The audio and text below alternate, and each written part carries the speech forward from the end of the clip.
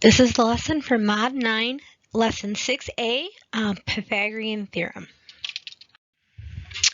The goal of today's section is going to be applying the Pythagorean Theorem to find a missing side and applying the Pythagorean Theorem to classify a triangle as a right triangle.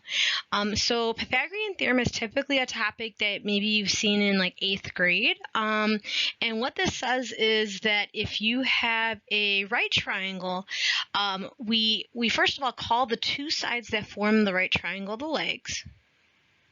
In this case, we're calling them A and B. The longest side that's opposite the right angle we call the hypotenuse. And so what this theorem says is that if I take the leg squared and I add it to the other leg being squared, that's going to equal the hypotenuse squared. Or a lot of times we learn it as a squared plus b squared equals c squared. So any right triangle is going to have that relationship. So we can use that relationship if we need to find a missing side. So the leg squared plus the leg squared is the hypotenuse squared, or a squared plus b squared equals c squared. In the first example, we have that this is a right triangle, and again, we're going to use that relationship a squared plus b squared equals c squared, or the leg squared plus the leg squared is the hypotenuse squared. So if I look at my right angle, I actually have that two legs are given here. So I'm going to call one of them A and one of them B. The goal of the problem is I want to find my C value or my hypotenuse. So we're going to substitute those values into our relationship or our formula and solve for the hypotenuse. So notice the hypotenuse is always on a side by itself. Sometimes that's what we're solving for, and sometimes it's given to us and we have to do some algebra to solve for a missing leg. So my A, I said, was 5, so I'm going to do 5 squared plus 5 squared is equal to my hypotenuse is x squared. We're then going to simplify. So I'm going to combine like terms. And then once we get x squared equals 50, we do have to take the square root of both sides.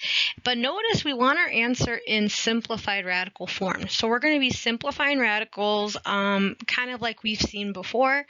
So the largest perfect square that goes into 50 is 25. So I'm going to do 25 and times 2. That gives me 50. And then the square root of 25 is 5. So 5 radical 2.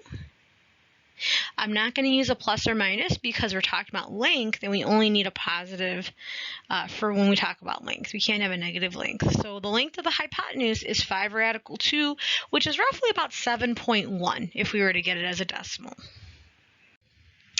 The next example is very, very similar. Again, we're going to identify our different sides here. So 7 is across from the right angle. That's my hypotenuse or my C.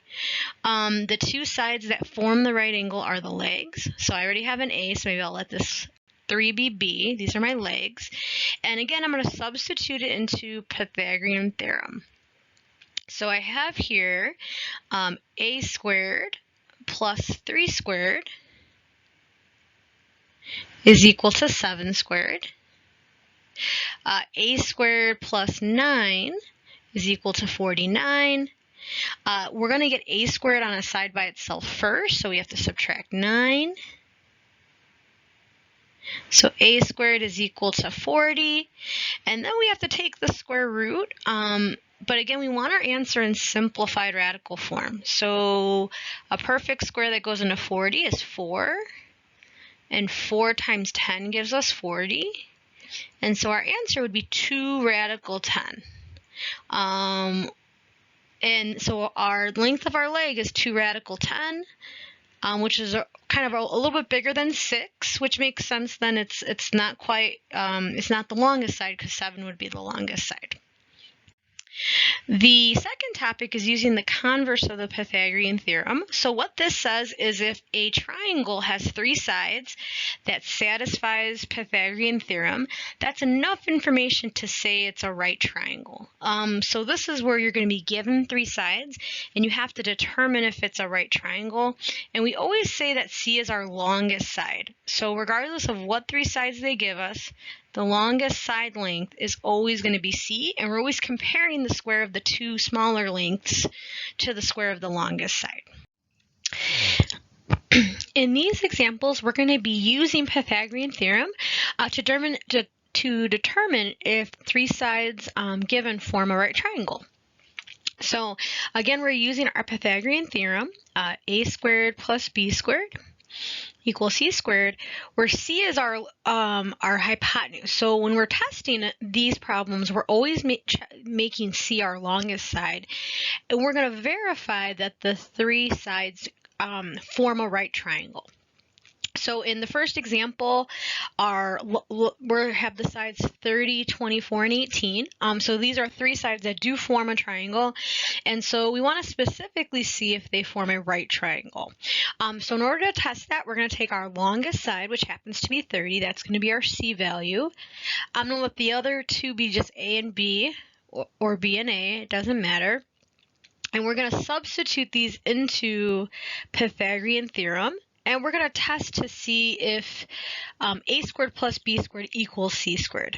So I have here 24 squared plus 18 squared equals 30 squared. And we're going to see if that equals 30 squared.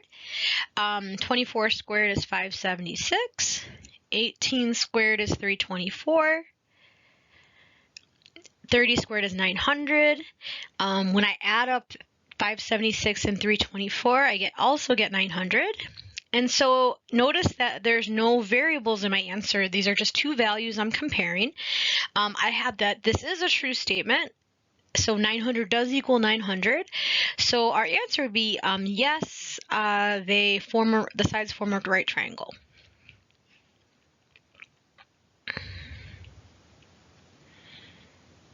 I'm going to put right triangle.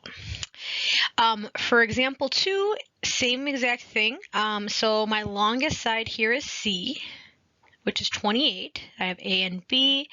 And again, I'm going to put them into Pythagorean theorem. So my longest side is always on a side by itself. And I'm comparing it to the two shorter sides being squared. So 11 squared is 121. 19 squared is 361. And I'm comparing that to 28 squared, which is 784. When I go ahead and add those, I get 482. Compared to 784, they're not equal. It actually would have been, this is not going to be a right triangle. If we want to get specific, it ends up being an obtuse triangle.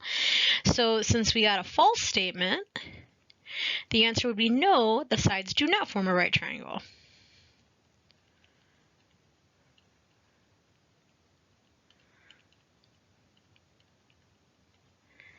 And that would be it. If you have questions, make sure you are trying the U-Try problems and then asking for help during class, signing up for T-Bolt time, or getting help in the center.